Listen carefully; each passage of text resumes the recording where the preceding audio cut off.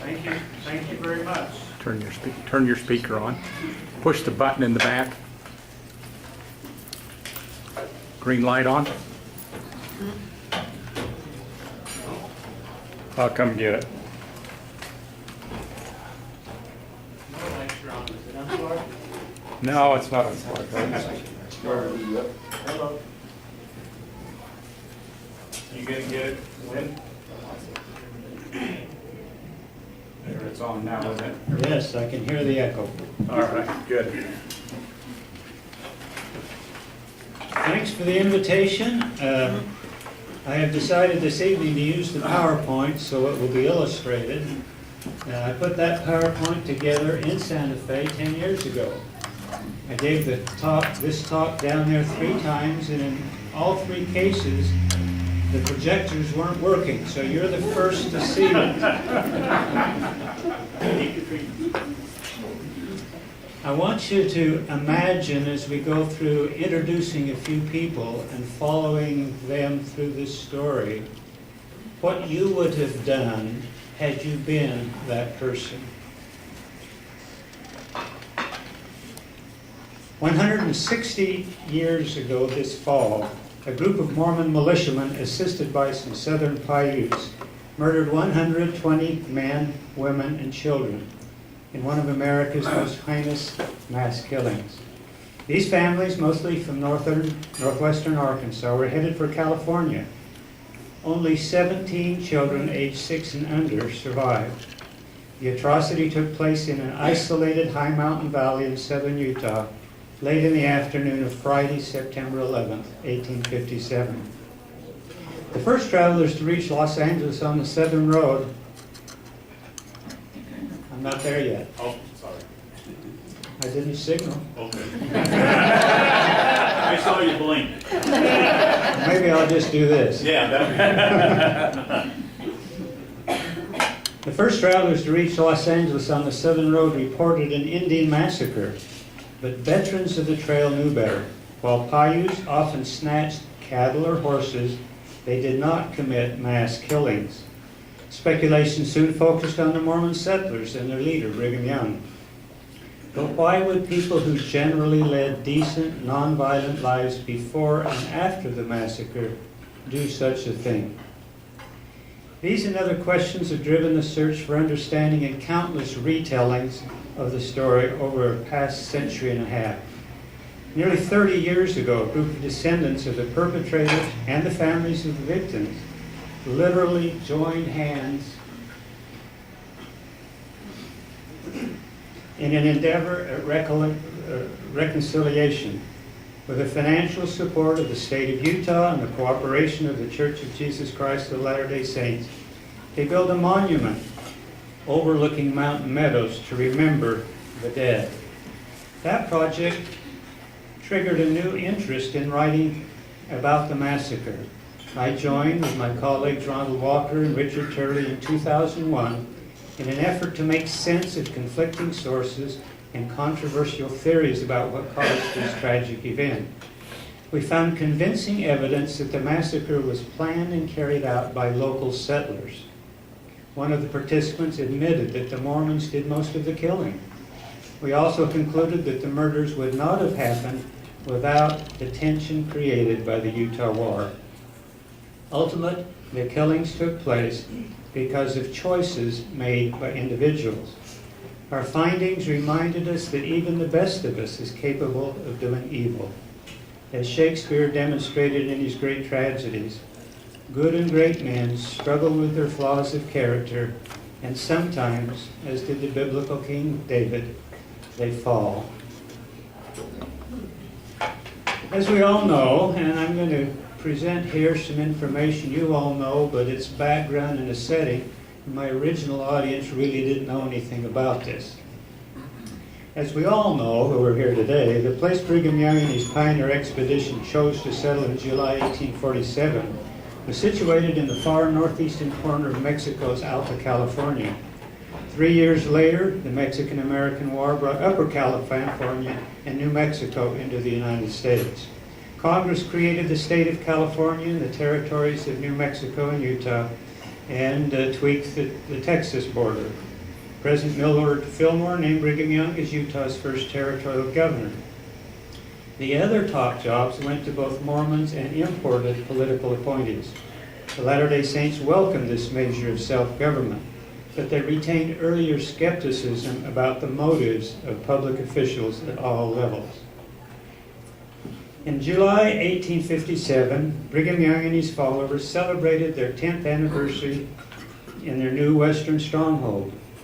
In the midst of orations and dances and dinners, word arrived confirming the rumors that U.S. President James Buchanan was sending an army of 1,500 men to Utah. Buchanan had acted on reports alleging treasonous behavior without investigating charges against Utah's government, and with no advance notice to Young. Buchanan selected Alfred Cumming as Young's replacement and ordered the army to escort the new appointee to his post. Even before this was known, Governor Young was preparing for a possible confrontation with Washington. He assumed the worst, as did many of the Mormon settlers. They remembered the armed vigilantes who had forced them from their homes in Missouri and Illinois, and they wondered if yet another expulsion was underway. Utahns were told to conserve wheat and beef cattle, arm themselves with guns and ammunition, and prepare for a possible relocation. Governor Young launched a diplomatic effort through delegates in Washington, while he and other Mormon leaders rallied popular support for his tactical plan with enthusiastic pulpit rhetoric. These were the conditions in Utah Territory when the California-bound pioneers known as the Arkansas Party arrived in early August. We lost it. Yeah.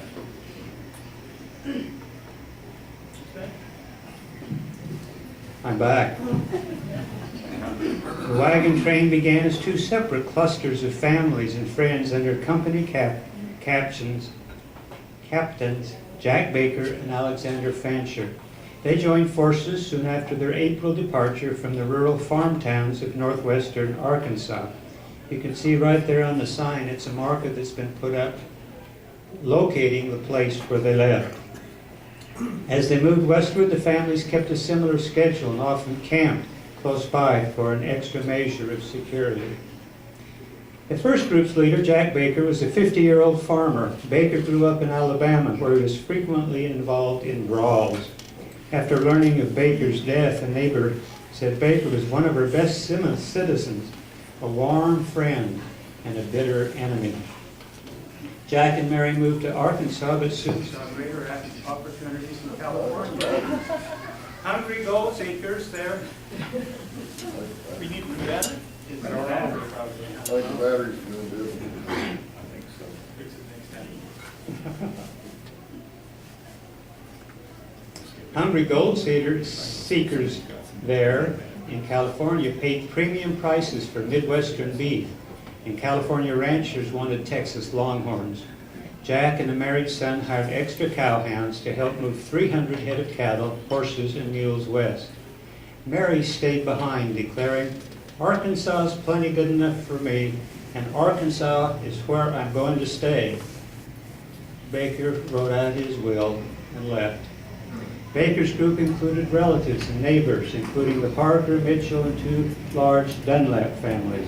The second group, headed by Alexander Fancher, was headed to the Joaquin Valley of Central California.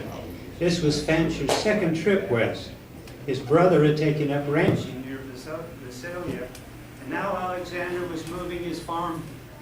Can you hear me now? What would you like to do? There's a couple Let of me push the button. Just push it. Okay, well, can you just hold on to it just for a second? It'll turn back on. As long, I'm not sure. It must be the battery. I think it's the battery.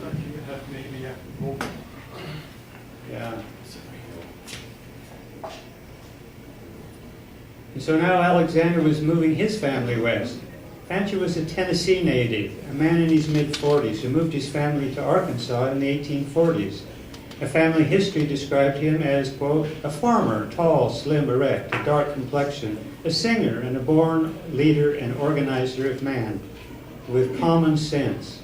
The Fanchers had been cattlemen for generations, and like the Bakers, were among the land and slave owners of the Ozark Hill Country. Fancher's party included 2 cousins and other residents of Benton County, including the Huff, Jones, Tackett, Poteet, and Cameron families. The Consolidated Arkansas Party entered the Salt Lake Valley in August. Mormon immigration agents directed them to camp west of the Jordan River in an area reserved for the cattle of Gentile immigrants passing through. During their stop in Salt Lake, the composition of the party changed. Some families in the Fancher group pulled out and went north around the Great Salt Lake to follow the northern road to California. Earlier, westbound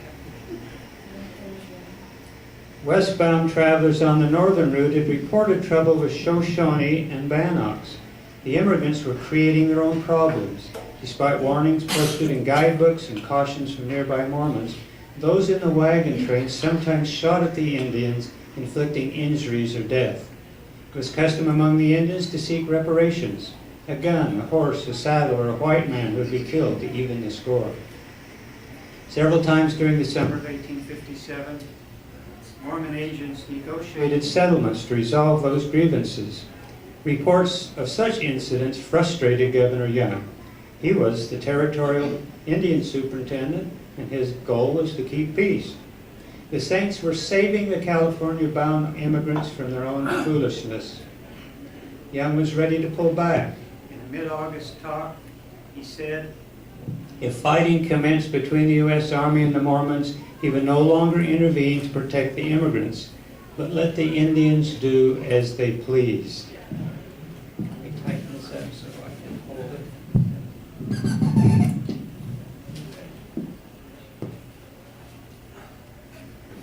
After the Arkansas party had rested their livestock, they headed down the southern road to California. Along the way, they traded for needed goods and services with Mormon settlers and local Indians. Seldom did these routine activities strain relationships, except for grain and grass. Brigham Young had placed an embargo on trading grain. He told the Saints to preserve it for their own needs. They could sell it to preserve human life, but not for cattle feed. A bigger issue was access to grazing lands. The Mormons had reserved specific ranges for each season of the year. When a Mormon agent in Provo asked these immigrants to move their 400 cattle off the winter range, the immigrants defended their rights. This is Uncle Sam's grass, the captain said, and we are his boys. We have a better claim on it than a bunch of rebel Mormons. We're staying right here. The Mormon lawman gave them an hour's warning, and they left. Halfway between Salt Lake and the Meadows, the southbound Arkansas party camped on Corn Creek near Kanawha. Is that correct? No, back up. Camp for there. The immigrants were parking on one side of the creek, and 2 wagons of a northbound Mormon party spent the night on the other side. George A. Smith was in the Mormon company, one of Young's apostles. Smith had been preaching in the southern settlements, encouraging them to build reserves of grain, cattle, guns, and ammunition in preparation for the approaching army. Traveling with Smith's group also was Jacob Hamlin. He was the newly appointed head of the Southern Utah Mission. Also with them were at least 2 Paiute leaders. This party was heading north for consultations with Brigham Young. The immigrants introduced themselves as mostly from Arkansas and said they had from 400 to 50 head of horned cattle, 25 head of horses, and some mules. They asked about road conditions, the disposition of the Indians, and where to graze their stock. Hamlin knew southern Utah and its Indians well. He asked them how many men they had. The spokesman told him, well, they had between 40 and 50 that would do to tie to. Hamlin told them, So you don't have to do that. I'll hold that and you can present. I'll just hold this on. that seems to work. This is do-over. Speak to us.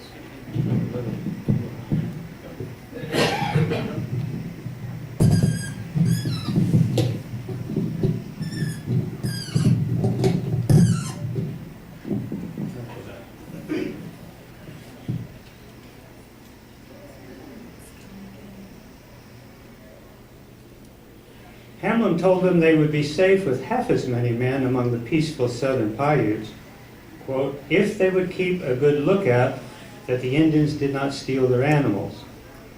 Hamlin said further that the mountain meadows was the best place to recruit their animals before they entered upon the desert.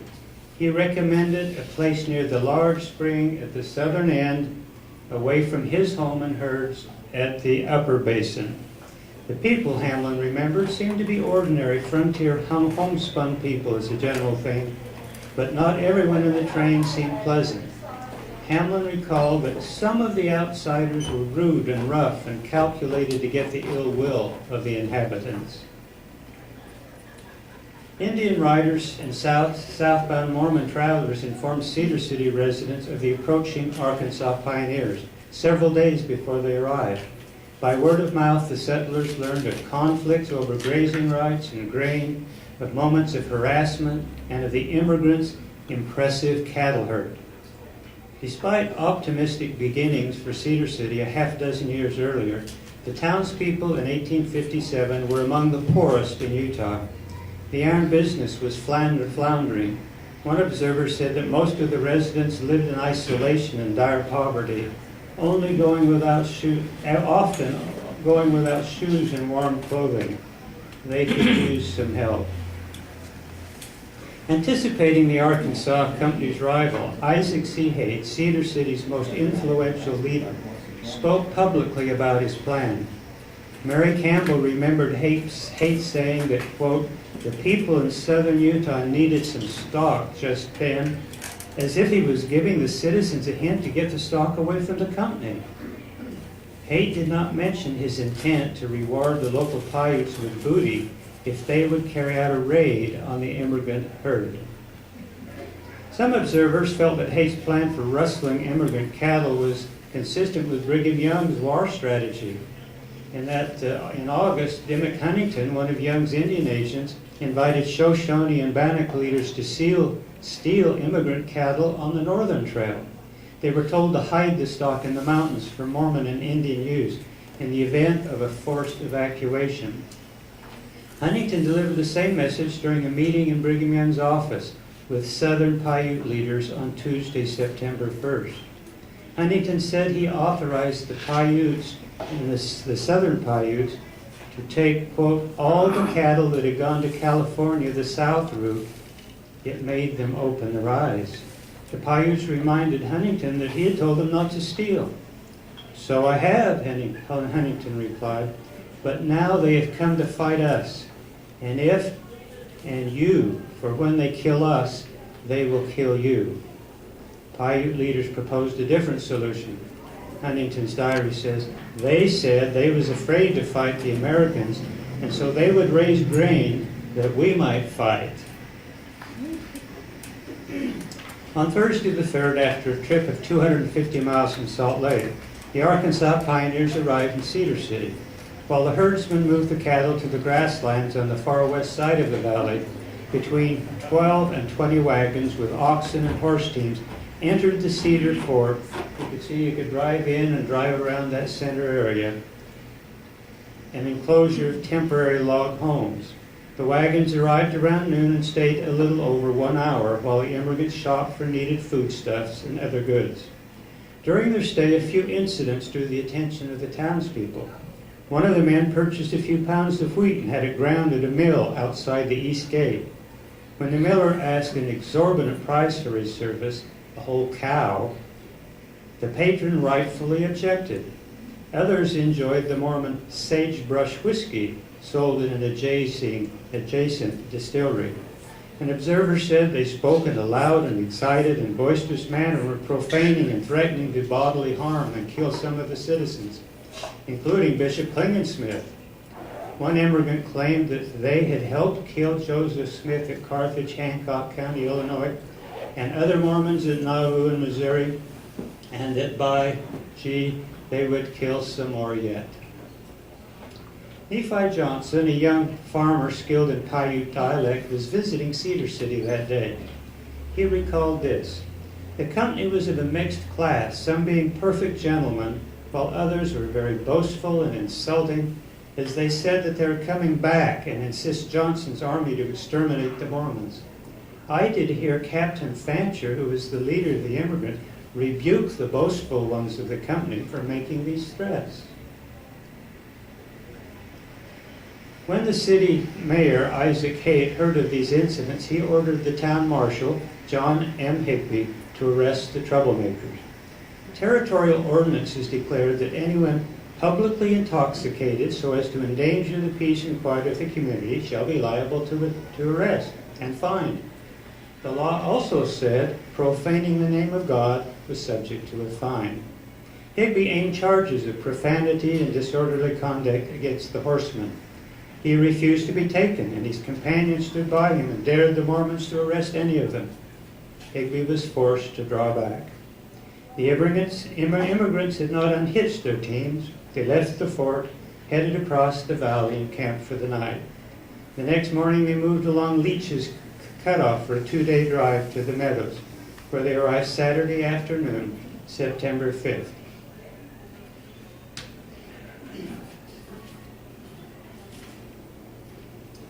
Notice the slave in the background?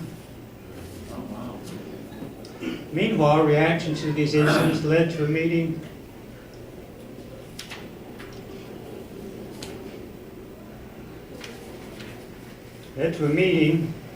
of community leaders. Haight and some others wanted to call out the militia to help Higby's 16-member police force arrest the offending immigrants at their nearby camp.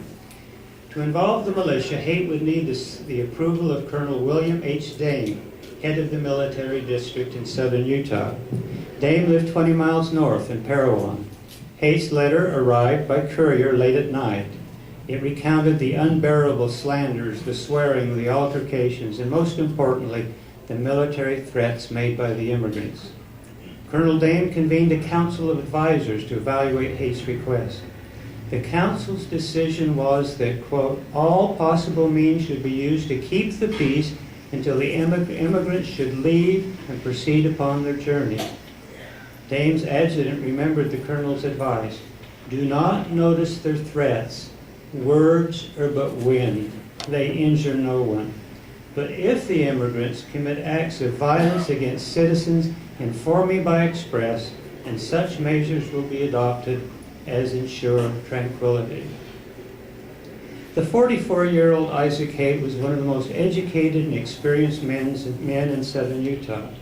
In most situations, he trusted his own judgment. In Nauvoo, Illinois, he was a city policeman, a loyal follower and defender of Joseph Smith. Haight was doing sentry duty at the Nauvoo Temple when he heard of Smith's murder. He left for the West with deep feelings. He was ready to abandon for good what he called this wicked nation stained with the blood of the prophets. Haight accepted Young's call to move to Cedar City in 1853. 2 years after completing mission in England. One by one, Young gave Haight authority to oversee religious, economic, and civil affairs of the Iron Mission. Haight stood 1 inch short of 6 feet tall. He weighed 170 pounds.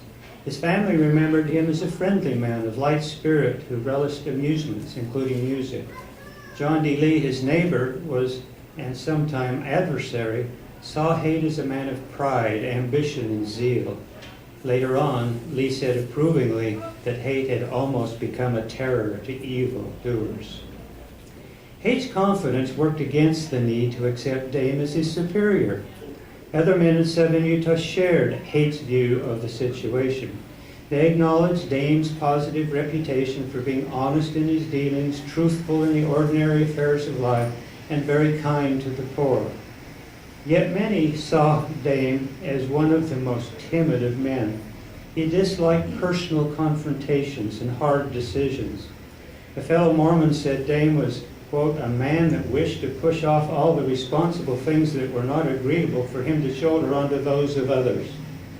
It was a weakness that cost him prestige among some of his best friends.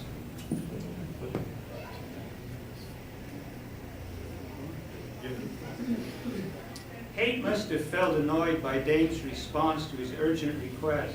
Lacking authority to use the militia to arrest the offending immigrants, Haight found another option. As we noted earlier, Brigham Young had announced a new Indian policy in his August 16th sermon in Salt Lake's Adobe Tabernacle. Young had said that if the U.S. Army entered Utah, the Saints would no longer protect the immigrants who were causing trouble with Indians on the northern trail. Southern Utah settlers soon connected Young's sermon to the Indian raids on cattle. Haight himself may have used Young's words to justify his decision to use the Southern Paiutes to do what he wanted. We don't have any absolute evidence on that, but there is a similarity. After reviewing Dame's message, Haight and other Cedar City leaders agreed to, quote, arm the Indians, give them provisions and ammunition, and send them after the immigrants to give them a brush and take their cattle. To make the plan work, Haight had to stir up the generally peaceful Paiutes and get someone to lead them, someone who was strong, zealous, and had influenced the Indians. For that, Haight turned to John D. Lee.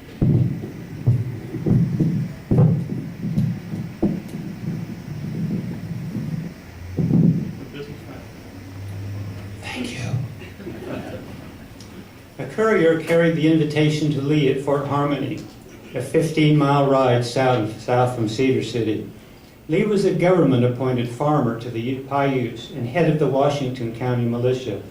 Earlier, Haight had asked a local Mexican war veteran the best way to make an attack on the train.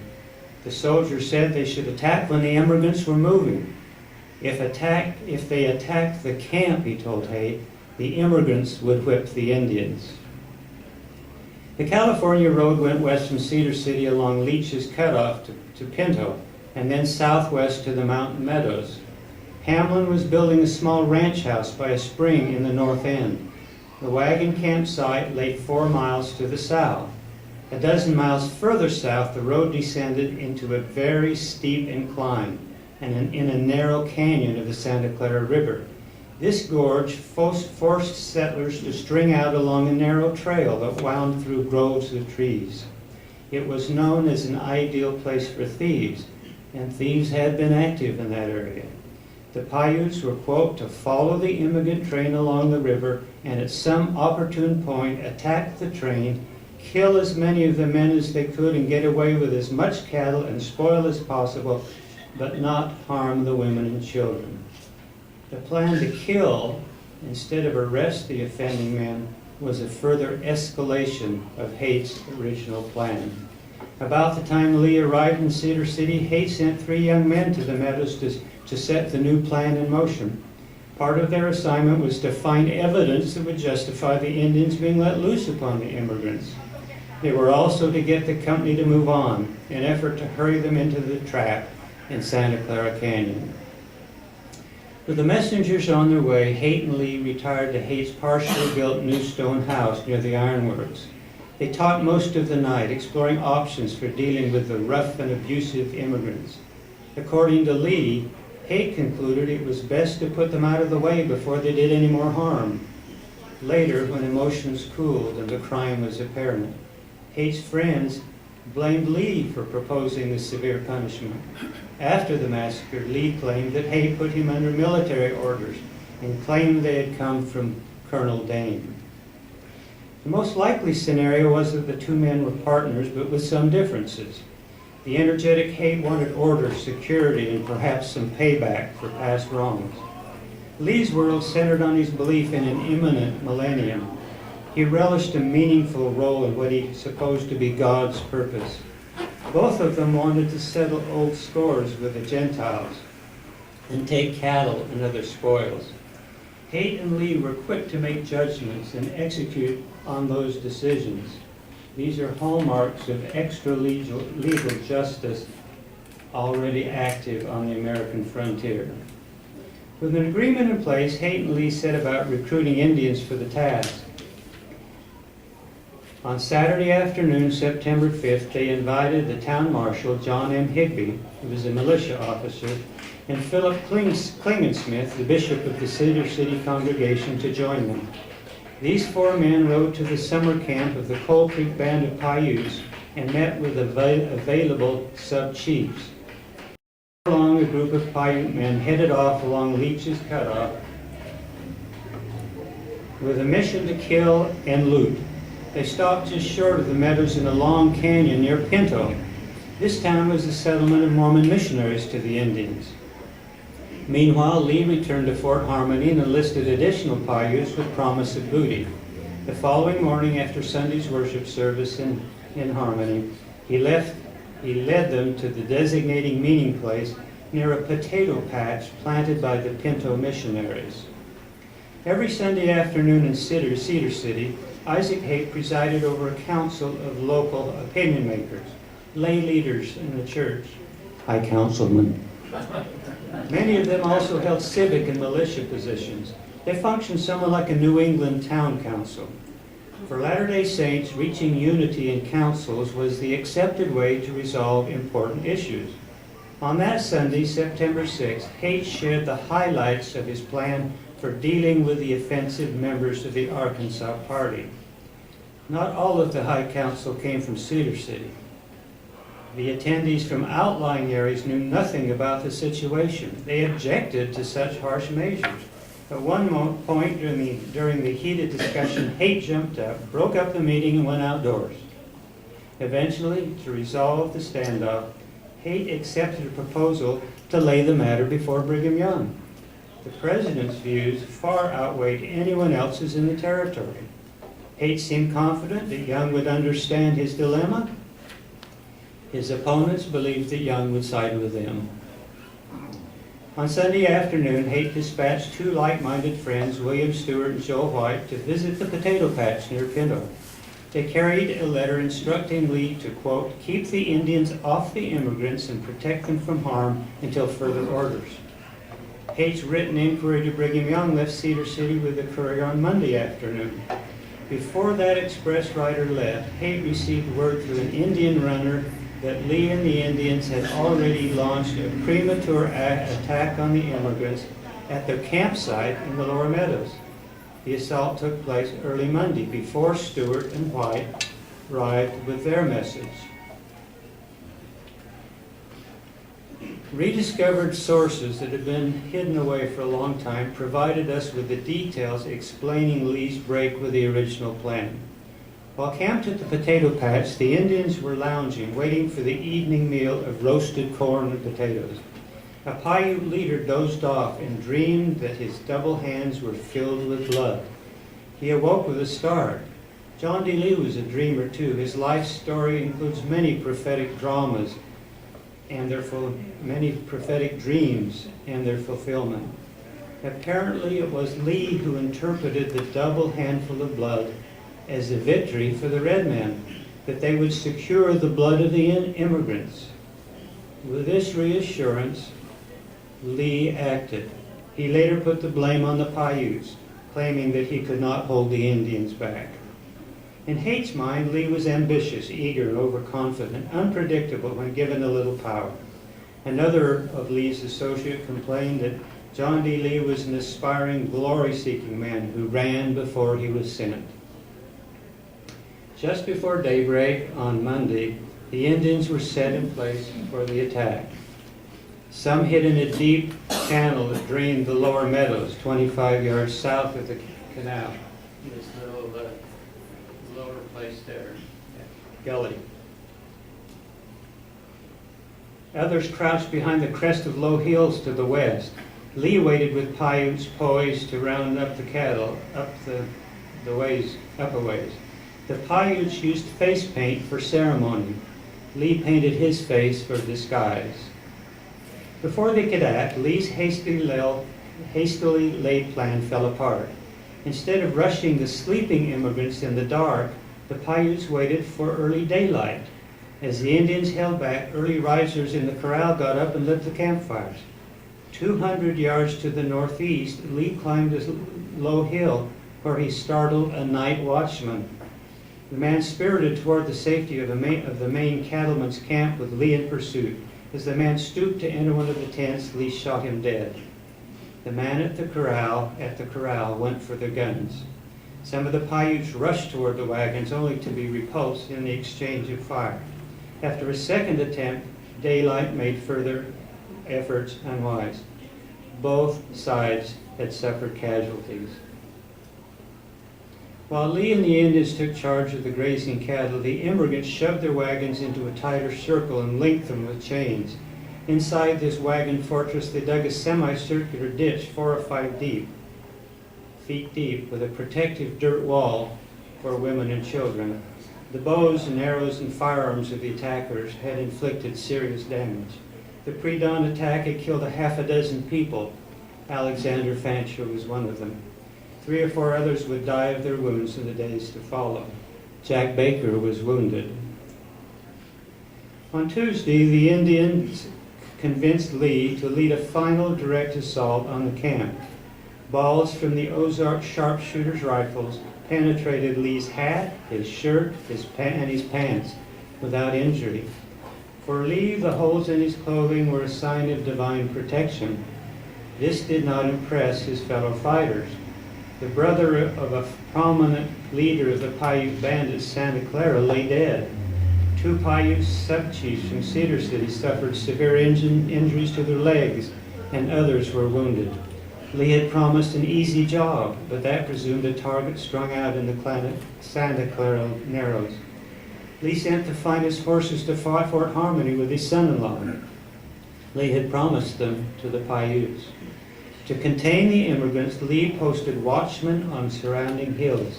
They exchanged shots with the immigrants off and on throughout the week. During the 5-day siege, life inside the wagon stronghold became extremely difficult.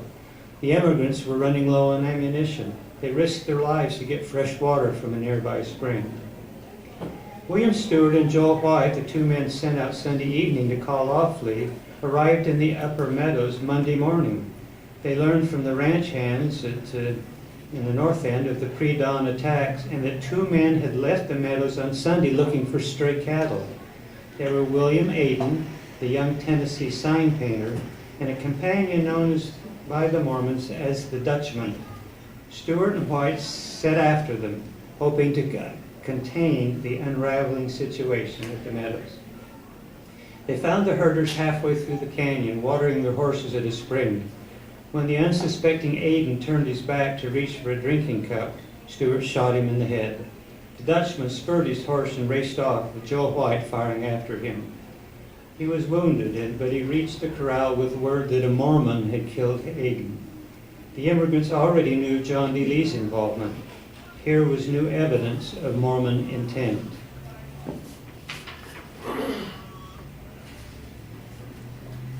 When Stewart and White reached Cedar City that afternoon, they reported the initial attacks in their encounter in the canyon. They told Haight that Lee was ready to pull the Indians off and let the immigrants leave. Haight rejected the idea. Lee did not yet know of Aden's death. If word got out that Mormons were killing Arkansas immigrants, the lives of the entire community might be at risk.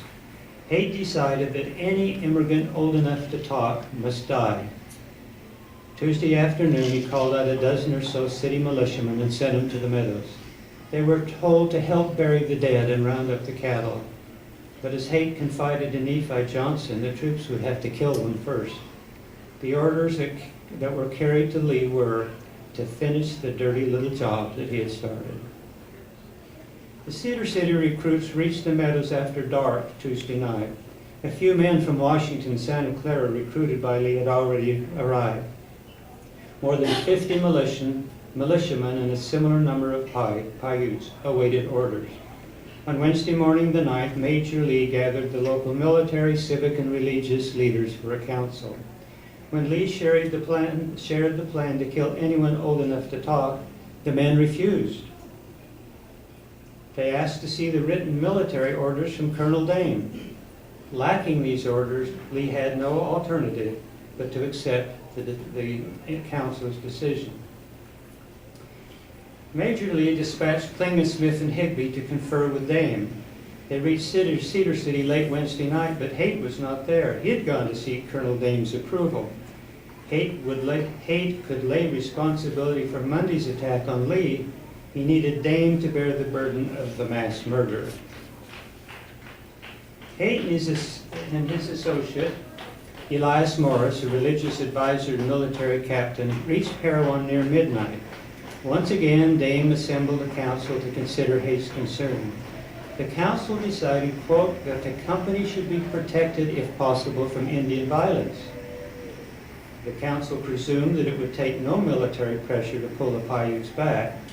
Instead, the council advised compromise with the Indians, if possible, by letting them take all the stock and go to their home and let the company alone.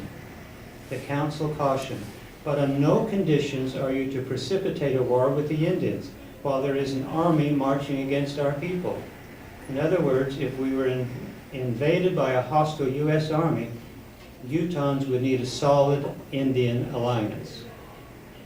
After the council adjourned, Haight and Morris sat with Dame on a pile of tanning bark near the Fort Parowan gate. For the first time, Haight told Dame that the immigrants probably knew of Lee's involvement on Monday's attack and of Mormon complicity in Aiden's death. Haight falsely claimed that most of the immigrants were dead. He emphasized the need to kill any who could reveal Mormon involvement. Finally, he said, "The Indians will not do the job alone." Shortly after the massacre, Dame told Jacob Hamlin that the final decision at this infamous Tan Bark Council was about consequences. Dame said, quote, "Lee and the Indians had commenced it, and it had to be done. For if it should come to the ears of President Buchanan, it would endanger the lives of the brethren." A massacre participant summed it up this way: "It seemed to become necessary to kill all the Arkansas immigrants to silence the rest." Haight had prevailed over the pliable Colonel Dame, but after Haight left the Tan Bark Council, Dame reconsidered his support. Haight didn't change his mind until he visited the Meadows himself.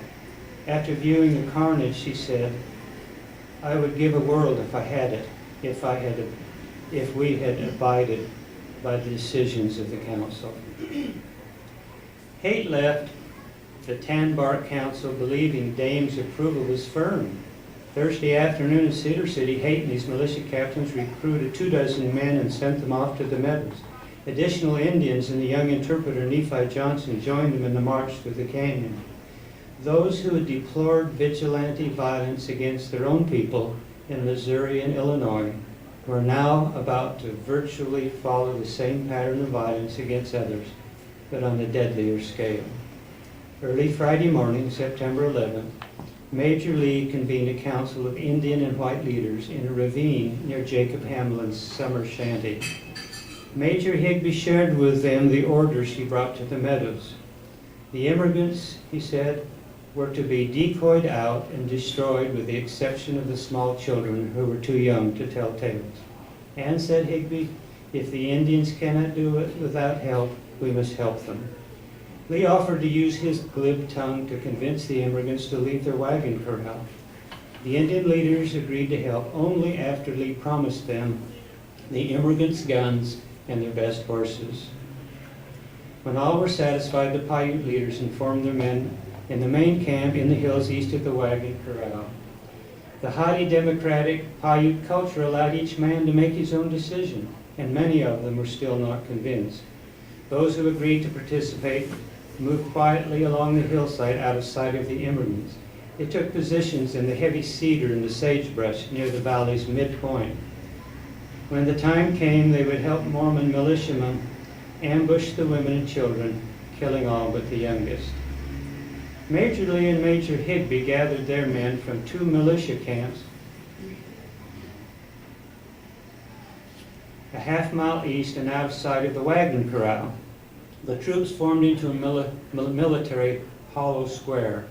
Lee explained the situation, reviewed the Indians' role, and issued the orders. At a certain point on the road leading out of the lower Meadows, Major Higbee would shout the word "halt," and the militia would shoot the immigrant men and older boys with them. Even for those who knew their mission, these words revealed a new reality. Nephi Johnson said a good many of the militia objected, but they didn't dare say anything. They remembered too well how military discipline had been enforced during the recent Walker Indian War. With the troops informed, Higby led them toward the corral fortress. They stopped at an intersection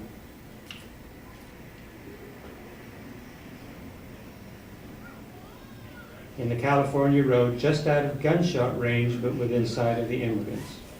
Lee's task now was to convince the immigrant leaders that the Mormons were there to rescue them from the Indian marauders. He entered the corral under a white flag and offered the desperate immigrants a way out, but under stringent conditions. The Indians were determined on their destruction, he said. The Mormon settlers dared not oppose the Indians, for we were at their mercy. The immigrants could take a few belongings in 2 Mormon wagons. They should lay their arms in the bottom of the wagon and cover them with bedclothes and start for the settlement as soon as possible, and they must trust themselves in our hands. The plan was for the wagons to carry the small children and wounded. The immigrant women would follow the wagons and the men next, the troops to stand in readiness on the east side of the road, ready to receive them. The strategy resembled the original plan for the Santa Clara Canyon, only with greater consequence. Once the immigrants had left the protection of the wagon fort and were strung out on the road, the militia and the Indians would destroy them. The massacre happened as planned. Lee and the 2 loaded wagons moved north through the meadows to the midpoint and over the rim of the basin, out of sight of the women and older children, who walked a half-mile behind them. 24 Arkansas men brought up the rear, with armed Mormon escorts at their side, man to man. John M. Higby rode just ahead of the men. When he gave the order to halt, each militiaman raised his gun and shot the man at his side. Horsemen who had been posted for this duty chased down and killed 2 or 3 men whose escort did not or could not pull the trigger. The sound of gunshots signaled the Indians to rush from their hiding places and kill the women and older children with bows and arrows, guns, knives, or rocks. At the head of the line, Lee and the wagon drivers shot or cut the throats of the wounded and aged. As militia leaders and the Paiutes made certain that all adults were dead, Bishop Klingensmith collected the 17 children under age 6. Using a militia baggage wagon, Klingensmith drove them to the ranch house and left them in the care of Rachel Hamlin for the night. 2 of the children showed outward wounds. Sarah Frances Baker's ear was bleeding, and little Sarah Ann Dunlap's arm oozed at the elbow, the bone being completely severed. The inner damage was still worse. Young hearts and minds in terrible trauma. Though they had not had peaceful rest in days, the children cried all night. I wrote this last 3 chapters. I cannot read those last words without crying. The children cried all night. Over the next few days, Klingensmith distributed these orphan children among Mormon families, where they remained for nearly 2 years. The Mormons baptized them and gave them new names. They were adopted. The Arkansans appealed through their senator to the government in Washington. They sent a request to Utah, and Brigham Young directed Jacob Hamlin to collect them from the Mormon families. Federal officials returned the orphan children to relatives in Arkansas. The Express writer, carrying Haight's letter seeking Brigham Young's advice, reached his office on September 10th, the day before the massacre, after an exhausting 3-day journey. He found Young and a dozen or so church leaders listening to Jacob Hamlin explain how the Indians cached grain over the winter without it spoiling. Hamlin recalled that Haight wanted permission to chastise the Indians. According to Hamlin, Young answered rather hastily, saying, "No, they have a perfect right to pass. When I want martial law proclaimed, I'll let you know. You will know it." Young told the courier that the Indians must be kept from the immigrants at all costs, if it took all of Iron County to protect them. After an hour's rest and a quick lunch, the expressman returned for Young's written reply and headed back down the road. He arrived in Cedar City on Sunday morning, the 13th, 2 days after the massacre. Young's letter explained that the U.S. Army, now fewer than 900 men, would winter near Fort Bridger. Young continued, in regard to immigration trains passing through the settlement, we must not interfere with them until they first are notified to keep away. You must not meddle with them. If those who are there will leave, let them go in peace. Within moments, Haight knew that Young did not support his action. Haight's life would never be the same. He had rejected the decisions of Colonel Dame's counsels and the wisdom of his own advisors. Haight broke into sustained sobs. His only words were, "Too late, too late." Those who planned the massacre at Mountain Meadows covered their crime by shaming the participants into silence and by shifting responsibilities to the Indians. In 1859, federal investigators broke through that wall of silence and indicted 9 men they believed responsible for the crime. John D. Lee was the only one captured and convicted of murder. Philip Klingensmith turned state's evidence and as a lapsed Mormon testified in 1875 at Lee's first abortive trial. 1 year later, it was the testimony of Nephi Johnson and Jacob Hamblin that convinced a second jury of Lee's guilt. Lee chose death by firing squad and was executed at Mountain Meadows in March 1877. You can see Lee standing by his, sitting on his coffin right here.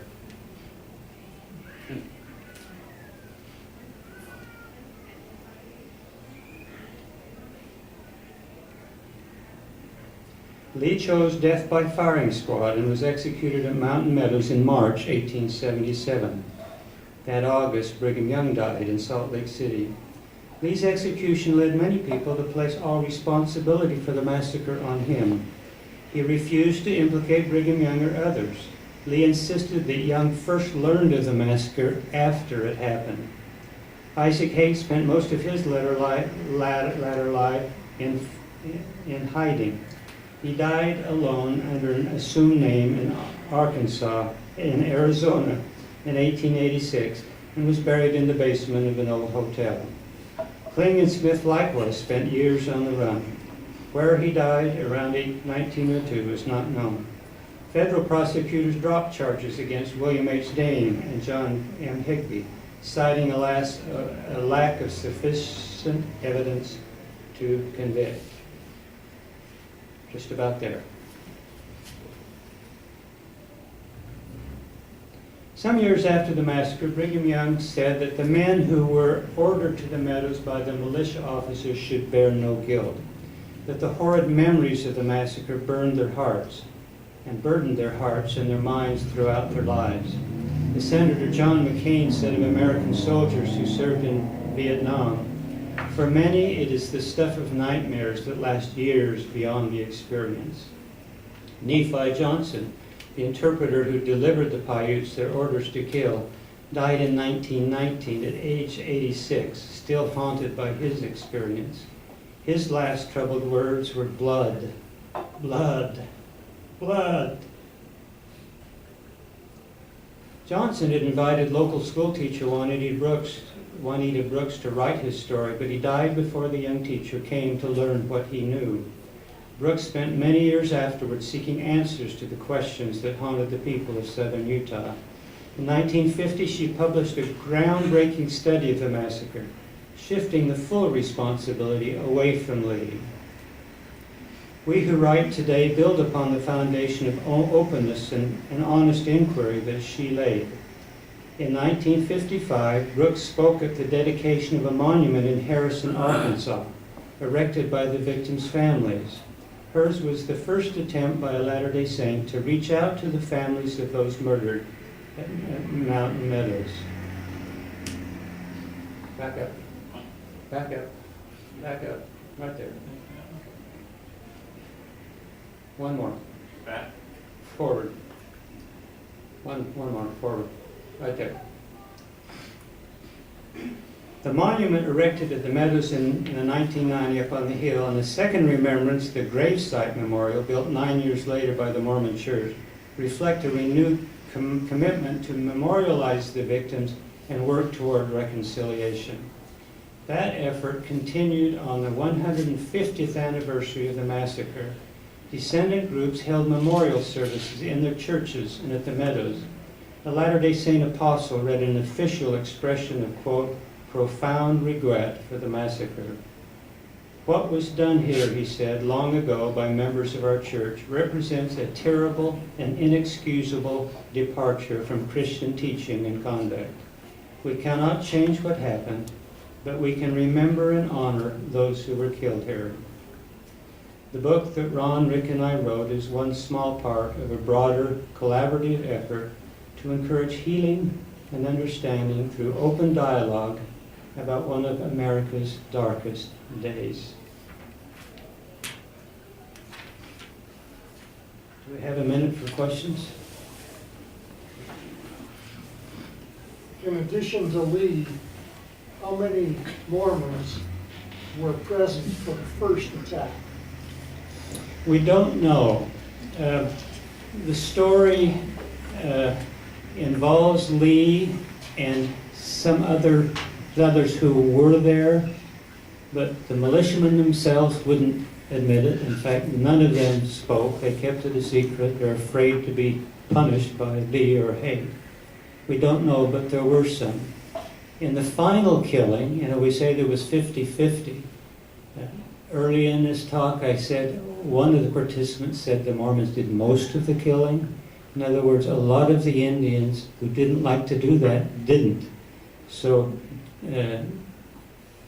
when Nephi Johnson said, let's go get him, it wasn't just Southern Paiutes, but it was an unknown number of Mormon militiamen, including Johnson, who helped kill the women and children.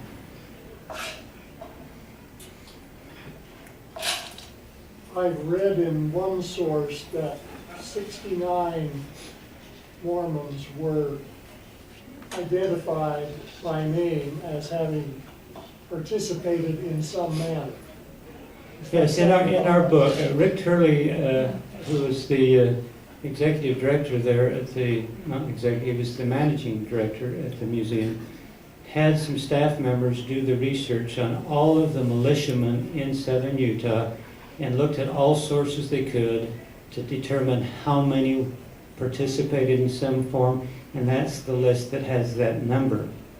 Some would have been there early and left, some would have been there and done nothing. Like the militiamen lined up man to man, they were supposed to turn and shoot the guy, and most of them got shot right in the head. Some just couldn't. And so there were others up there waiting to chase people down. They're counted as well. But the number that is generally given for those present is 50-50, 50 of each, but those are estimates. Yes? I'm curious, did most of your information come from journals or from the court case or from books? We set out this way. We said, we know what the Mormon story is, and it's not true. It's hiding things. We know what the anti-Mormon is, and it's not true either. It's exaggerating things. And so we said, we're going to go in blind, not knowing what the real answer is. And if it comes up with bad news, that's the way we'll publish it. So we went after every source we could, and our standard was go as far back in time as we can and get the information that was there at the time. Because over time, stories change. And then we said, okay, here's a fact. We need a second fact that's just like it. Two witnesses, in a sense, before we are at it. You notice I hedged a little bit on a couple of things. May have been, we didn't have a corroborating piece of evidence. But the sources include journals, diaries, minutes. Lee's trial brings forth a lot, because the second trial, where Hamlin and Nephi Johnson, they were there, and Hamlin had heard things from others who wouldn't talk because they were being challenged. They laid out the story which was clear evidence that Lee was involved in it. And of course, Haight should have been captured also. He changed his name and went into hiding, and anyway. So those were the top two men, as you could see in the story, and they were blaming each other. And of course, they both had a role to play there. Yes. Why did they execute John Lee at the site? And where did they bury him? He didn't ask to go there, did he? Did I say that? No. I've forgotten who decided, but I think the